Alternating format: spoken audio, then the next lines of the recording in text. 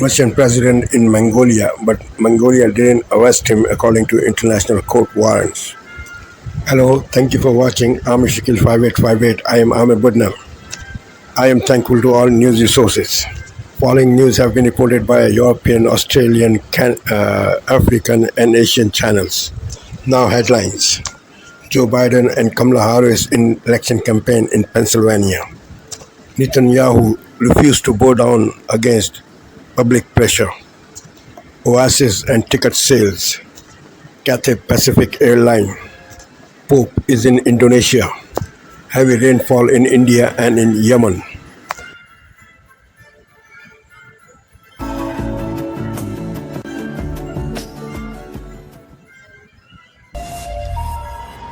Hello, you're watching Daybreak on France 24. Thanks for tuning in. I'm Karis Garland. Here's a look at the top stories we're covering this hour. Mongolia has held a welcome ceremony for Russian President Vladimir Putin, failing to comply with an international arrest warrant for the Kremlin leader as he begins an official visit. Joe Biden and Kamala Harris make their first campaign rally appearance together since the vice president became the official Democratic nominee. They're focusing on two battleground states on Labor Day. And despite asking for forgiveness for not bringing back 6 hostages alive from Gaza at the weekend, Israeli Prime Minister Benjamin Netanyahu has pushed back against pressure to reach a ceasefire deal. Also coming up in business, Charles Pellegrin will be looking at how the fallout from surge pricing for Oasis tickets is affecting fans. Some are outraged that the prices more than doubled once they'd reached the checkout.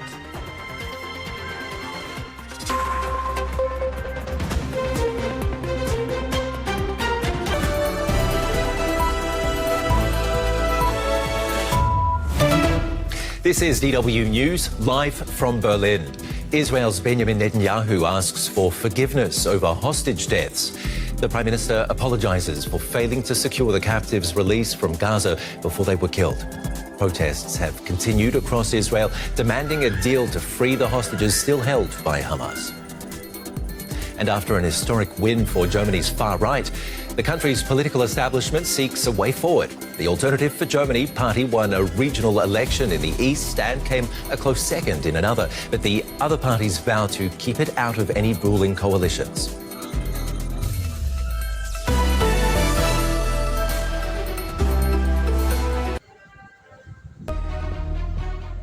Horror and disbelief across liberal Europe about Horror and disbelief across liberal Europe about far-right win in eastern Germany. The result of 2 regional elections in Germany's east have sent shockwaves through Europe. That a far-right party, known for its relativism and ambiguity about Germany's Nazi past, was able to win, is being met with disbelief. The leader of the Liberal group in the European Parliament, Valérie Ayer, called it unprecedented and a dark day for Germany and for Europe. The European Commissioner for the Economy, Paolo Gentiloni, posted a bitter comment on the strong result of the far right and the populist far left. Friends of Russia in a former USSR satellite state, enemies of migrants in the German area with little immigration, rancor against everything and everyone, tweeted Gentiloni. It is unlikely that the AfD and the far-left Sarah Wagenknecht party will turn this majority into a governing coalition, but could this strong anti-Ukrainian and pro-Russian sentiment influence the German or even the European position on supporting Ukraine? This is Asia Now. It's 2 p.m. in Singapore and Hong Kong, 11:30 in New Delhi and 1 o'clock in Jakarta. I'm Glenda Chong. At this hour, Pope Francis arrives in Indonesia to start his ambitious tour of the Asia-Pacific, which will take him across 4 nations in 11 days, the longest journey of his papacy. At least 25 people dead in India's south as severe monsoon rains flood the region, while concerns grow in the country's west over the spread of diseases as floodwaters recede in Gujarat. Cathay Pacific grounds its Airbus A350 fleet after discovering engine issues leading to flight delays and cancellations. The airline is inspecting and replacing some components.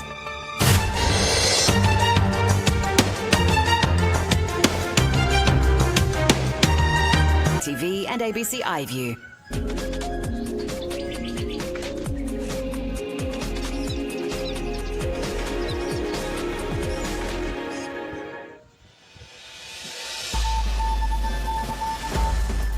Today, former heads of the CFMEU bring a High Court challenge against federal laws, forcing it into administration. This is an extraordinary attack on not just the CFMEU and its members, but on all trade unions.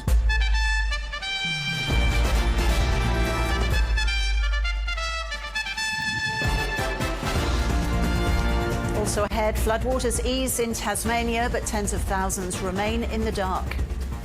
Benjamin Netanyahu stands firm on Israel's ceasefire terms, defying protests at home and stalling negotiations with Hamas.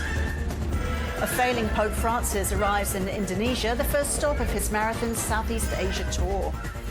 And Alex de Minaur survives an all-Aussie blockbuster to power into the US Open quarterfinals.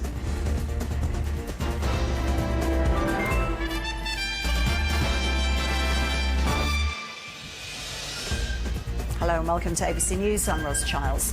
Former heads of the CFMEU have filed a High Court challenge against the federal laws which force the union into administration. The union has been put into administration over allegations of corruption, bikie and underworld infiltration.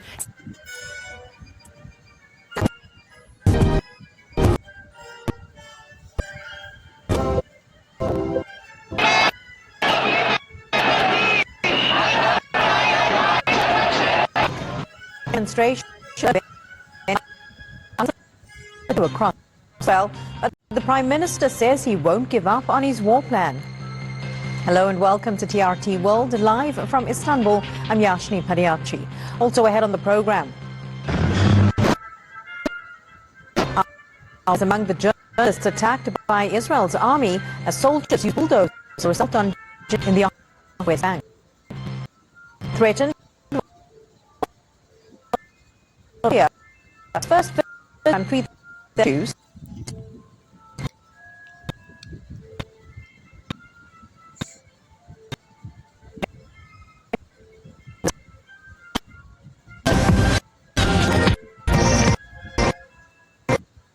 We have Harris just ahead in the polls right now because after the convention, the party is usually on a little bit of a sugar high. We have that more like 50-50 for election day. So yeah, Harris would love to be, if we could have a snap election in the US, Harris would call one right now, right? She has momentum, but things could change.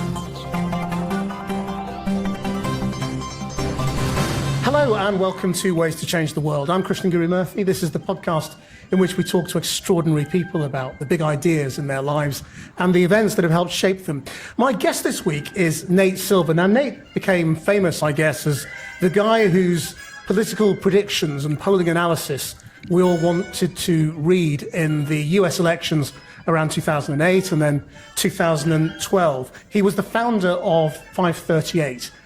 Which was a brand that went through various different ownerships and versions, and he has now actually left. And Nate now does a Substack, which is a blog in old money, called The Silver Bulletin, in which he still does political analysis and sort of probability predictions of what's going to happen in the November elections. But he's here because he has written a book called On the Edge, The Art of Risking Everything, which is really a sort of a return to who you were before you were famous for politics, which was a gambler, and looking at people who take risks professionally, I suppose because they are the modern masters of the universe, and they are the people who have a huge influence over modern politics. For sure, if you look at the skill set that is present in Wall Street or Silicon Valley or Las Vegas, it's becoming the dominant skill set financially, where those are the sectors of the economy, finance and tech, that grow as a part of the economy every year. And B, in a data-driven world, that mindset is very important. It's not necessarily the abstract academic version of this. It's actually having skin in the game and taking risk, the physical thing that does to your body, the actual...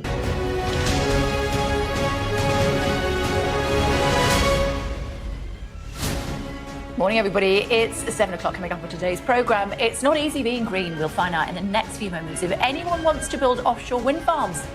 Well, the UK suspends some arms sales to Israel. We'll hear from the Defence Secretary John Healey later this morning. Plus, a golden day for Great Britain's Paralympians. Roommates Ellie Challis and Louise Fiddes both win in the pool within a few minutes of each other. Fantastic. Tuesday, the 3rd of September.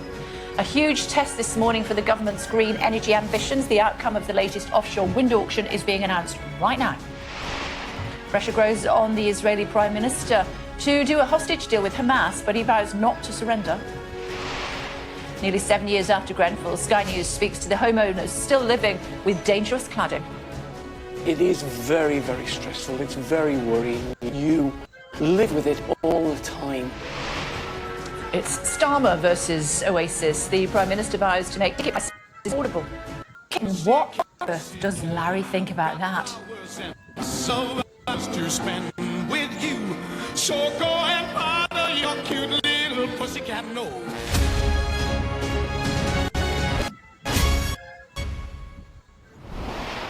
Morning, very big day for the government's green energy ambitions. Nigeria has risen with last month's bad governance protests. The suspects, who were arraigned on charges of criminal conspiracy, subversion and cybercrime, appeared before court on Monday. The police says the 9 male and female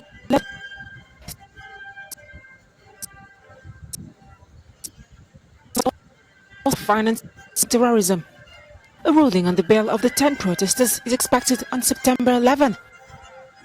In early August, protests against economic hardship shook several Nigerian states, despite the presence of an end to the demonstrations that faced a crackdown from security forces.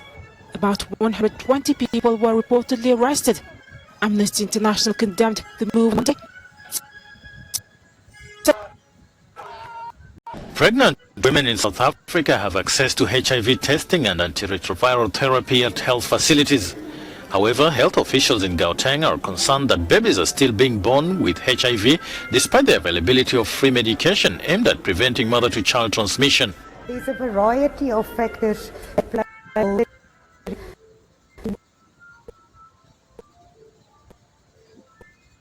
But people should let a plan come to the facility. Let's see how we can make the fact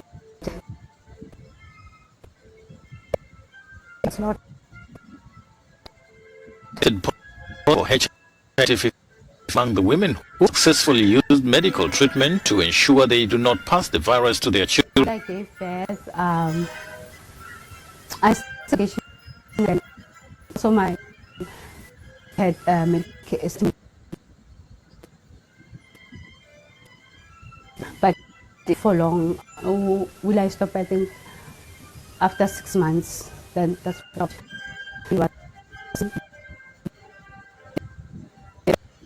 it takes minor hearings international after the US for Canadian Beatles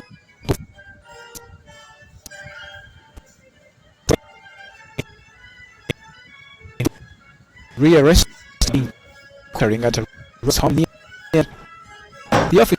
The Director of Public Prosecutions said in a statement that Kang'ethe had left Kenya on Sunday and would be charged with murder at a court in Boston. Only 2 years since we now see his girlfriend held Alif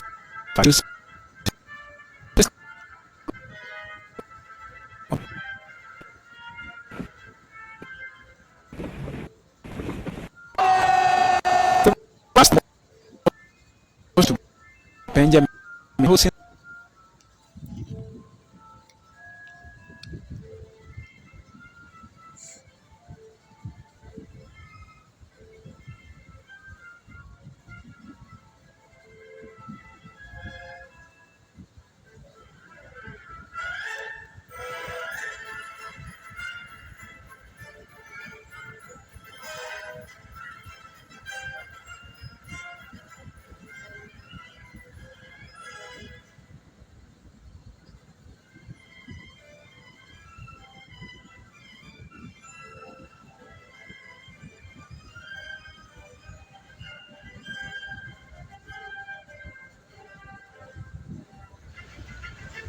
Thank you for watching and privilege of your time. This is Amir Shakil 5858. I am Amir Woodman. Have a good life.